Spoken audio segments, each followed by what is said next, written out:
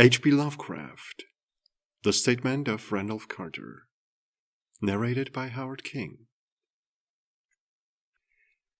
I repeat to you, gentlemen, that your inquisition is fruitless. Detain me here forever if you will, confine or execute me if you must have a victim, to propitiate the illusion you call justice. But I can say no more than I have said already. Everything that I can remember, I have told with perfect candor. Nothing has been distorted or concealed, and if anything remains vague, it is only because of the dark cloud which has come over my mind. That cloud and the nebulous nature of the horrors which brought it upon me. Again I say, I do not know what has become of Harley Warren, though I think, almost hope, that he is in peaceful oblivion, if there be anywhere so blessed a thing. It is true that I have for 5 years been his closest friend, and a partial sharer of his terrible researches into the unknown. I will not deny, though my memory is uncertain and indistinct, that this witness of yours may have seen us together, as he says, on the Gainesville Pike, walking toward Big Cypress Swamp at 11:30 on that awful night. That we bore electric lanterns, spades, and a curious coil of wire with attached instruments, I will even affirm. For these things all played a part in the single hideous scene which remains burned into my shaken recollection. But of what followed, and of the reason I was found alone and dazed on the edge of the swamp next morning, I must insist that I know nothing, save what I have told you over and over again. You say to me there is nothing in the swamp or near it which could form the setting of that frightful episode. I reply that I know nothing beyond what I saw.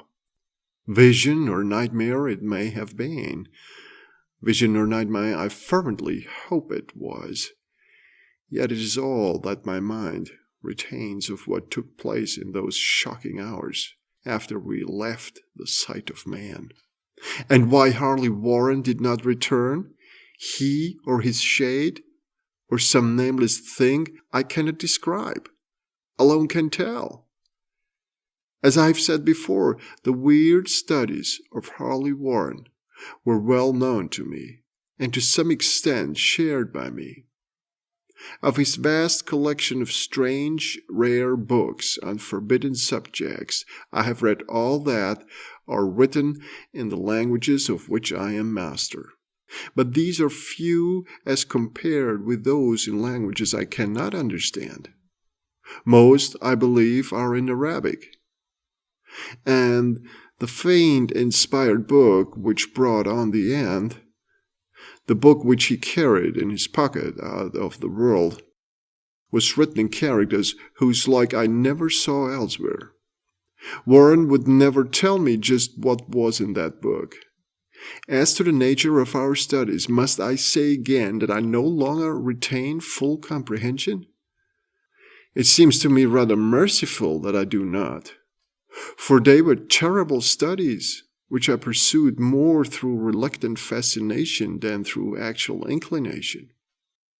Warren always dominated me, and sometimes I feared him. I remember how I shuddered at his facial expression on the night before the awful happening, when he talked so incessantly of his theory why certain corpses never decay, but rest firm and fat in their tombs for 1,000 years. But I do not fear him now, for I suspect that he was known horrors beyond my ken. Now I fear for him. Once more I say that I have no clear idea of our object on that night. Certainly I had much to do with something in the book which Warren carried with him, that ancient book in undecipherable characters, which had come to him from India a month before, but I swear I do not know. what it was that we expected to find. Your witness says he saw us at 11:30 on the Gainesville Pike, headed for Big Cypress Swamp. This is probably true, but I have no distinct memory of it. The picture, seared into my soul, is of one scene only, and the hour must have been long after midnight, for a waning crescent moon was high in the vaporous heavens. The place was an ancient cemetery, so ancient that I trembled at the manifold signs of immemorial years. It was a deep, damp hollow, overgrown with rank grass, moss, and curious creeping weeds, and filled with a vague stench which my idle fancy associated absurdly with rotting stone. On every hand were the signs of neglect and decrepitude, and I seemed haunted by the notion that Warren and I were the first living creatures to invade a lethal silence of centuries. Over the valley's rim a waning crescent moon peered through the noisome vapors that seemed to emanate from unheard-of catacombs, and by its feeble, wavering beams I could distinguish a repellent array of antique slabs, urns, cenotaphs, and mausolean facades, all crumbling, moss-grown, and moisture-stained, and partly concealed by the grass luxuriance of the unhealthy vegetation. My first vivid impression of my own presence in this terrible necropolis concerns the act of pausing with Warren before a certain half-obliterated sepulchre, and of throwing down some burdens which we seemed to have been carrying. I now observed that I had with me an electric lantern and 2 spades, whilst my companion was supplied with a similar lantern and a portable telephone outfit. No word was uttered, for the spot and the task seemed known to us, and without delay we seized our spades and commenced to clear away the grass, weeds, and drifted earth from the flat, archaic mortuary. After uncovering the entire surface, which consisted of 3 immense granite slabs, we stepped back some distance to survey the charnel scene, and Warren appeared to make some mental calculations. Then he returned to the sepulchre and, using his spade as a lever, sought to pry up the slab lying nearest to a stony ruin, which may have been a monument in its day. He did not succeed, and motioned to me to come to his assistance. Finally, our combined strength loosened the stone, which we raised and tipped to one side. The removal of the slab revealed the black aperture, from which rushed an effluence of miasmal gases so nauseous that we started back in horror. After an interval, however, we approached the pit again, and found the exhalations less unbearable. Our lanterns disclosed the top of a flight of stone steps, dripping with some detestable ichor of the inner earth, and bordered by moist walls encrusted with nitre. And now, for the first time, my memory records verbal discourse, Warren addressing me at length in his mellow tenor voice, a voice singularly unperturbed by our awesome surroundings. "I'm sorry to have to ask you to stay on the surface," he said, "but it would be a crime to let anyone with your frail nerves go down there. You can't imagine, even from what you have read, and from what I've told you, the things I shall have to see and do. It's fiendish work, Carter, and I doubt if any man without ironclad sensibilities could ever see it through and come up alive and sane.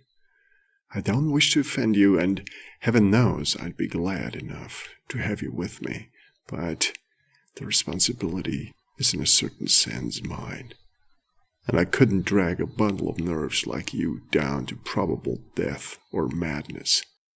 I tell you, you can't imagine what the thing is really like, but I promise to keep you informed over the telephone of every move. You see, I have enough wire here to reach to the center of the earth and back. I can still hear in memory those coolly spoken words, and I can still remember my remonstrances. I seemed desperately anxious to accompany my friend into those sepulchral depths, yet he proved inflexibly obdurate. At one time he threatened to abandon the expedition if I remained insistent, a threat which proved effective since he alone held the key to the thing. All this I can still remember, though I no longer know what manner of thing we sought. After he had secured my reluctant acquiescence in his design, Warren picked up the reel of wire and adjusted the instruments.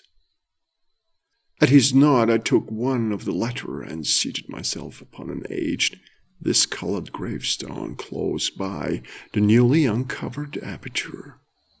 Then he shook my hand, shouldered the coil of wire, and disappeared within that indescribable ossuary. For a moment I kept sight of the glow of his lantern, and heard the rustle of the wire as he laid it down after him, but the glow soon disappeared abruptly, as if a turn in the stone staircase had been encountered, and the sound died away almost as quickly. I was alone, yet bound to the unknown depths by those magic strands whose insulated surface lay green beneath the struggling beams of that waning crescent moon. In the lone silence of that hoary and deserted city of the dead, my mind conceived the most ghastly fantasies and illusions, and the grotesque shrines and monoliths seemed to assume a hideous personality, a half-sentience. Amorphous shadows seemed to lurk in the darker recesses of the weed-choked hollow, and to flit as in some blasphemous ceremonial procession past the portals of the mouldering tombs in the hillside. Shadows which could not have been cast by that pallid peering crescent moon. I constantly consulted my watch by the light of my electric lantern and listened with feverish anxiety at the receiver of the telephone, but for more than a quarter of an hour heard nothing. Then a faint clicking came from the instrument, and I called down to my friend in a tense voice. Apprehensive as I was nevertheless unprepared for the words which came up from that uncanny vault in accents more alarmed and quivering than any I had heard before from Harley Warren. He who had so calmly laughed me a little while previously now called from below in a shaky whisper, more portentous than the loudest shriek. "God, if you could see what I'm seeing!" I could not answer, speechless. I could only wait. Then came the frenzied tones again. "Carter, it's terrible, monstrous, unbelievable." This time my voice did not fail me, and I poured into the transmitter a flood of excited questions. Terrified, I continued to repeat, "Warren, what is it? What is it?" Once more came the voice of my friend, still hoarse with fear, and now apparently tinged with despair. "I can't tell you, Carter. It's too utterly beyond thought. I dare not tell you. No man could know it and live.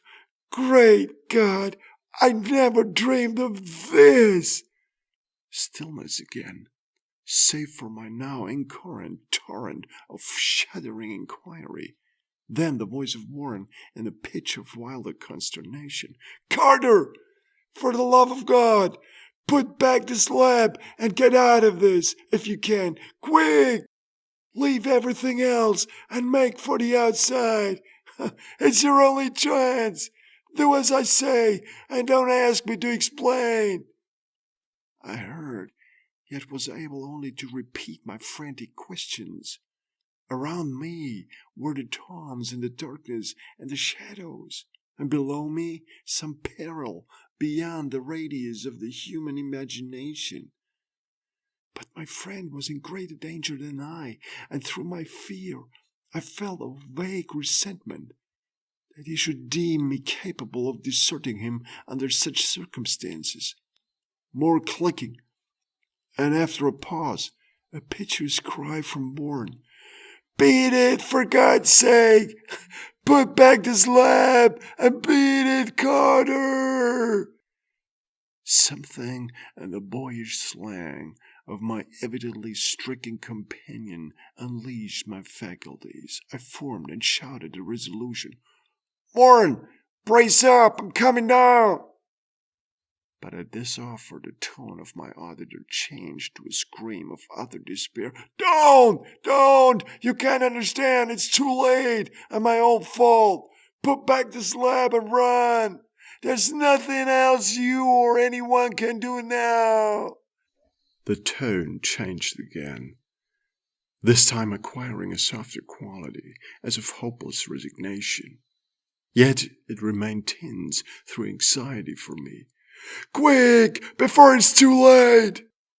I tried not to heed him, tried to break through the paralysis which held me and to fulfill my vow to rush down to his aid.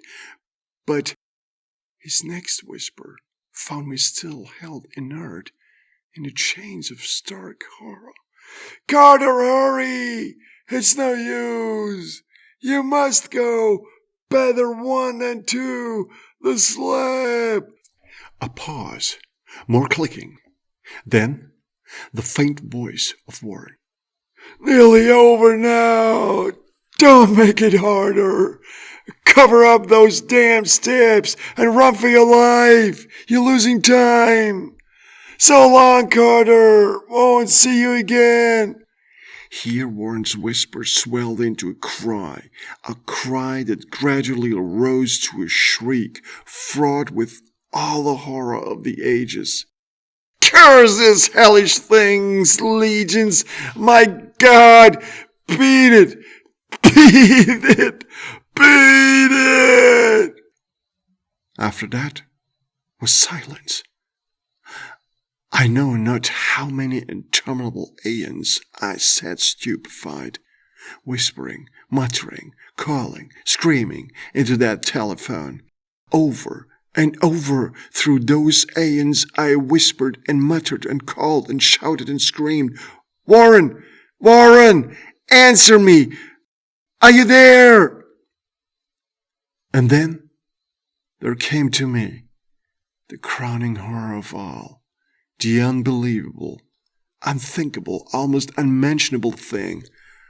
I've said that aeons seemed to elapse after Warren shrieked forth his last despairing warning, and that only my own cries now broke the hideous silence.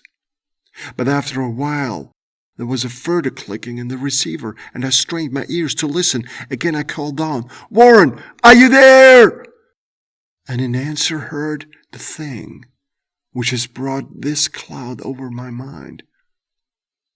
I do not try, gentlemen, to account for that thing, that voice, nor can I venture to describe it in detail, since the first words took away my consciousness and created a mental blank which reaches to the time of my awakening in the hospital. Shall I say that the voice was deep, hollow, gelatinous, remote, unearthly, inhuman, disembodied? What shall I say? It was the end of my experience, and is the end of my story. I heard it, and knew no more. heard it as I sat petrified in that unknown cemetery in the hollow, amidst the crumbling stones and the falling tombs, the rank vegetation and the miasmal vapors. Heard it well up from the innermost depths of that damnable open sepulchre as I watched amorphous, necrophagous shadows dance beneath an accursed waning moon. And this is what it said. "You fool, Warren is dead."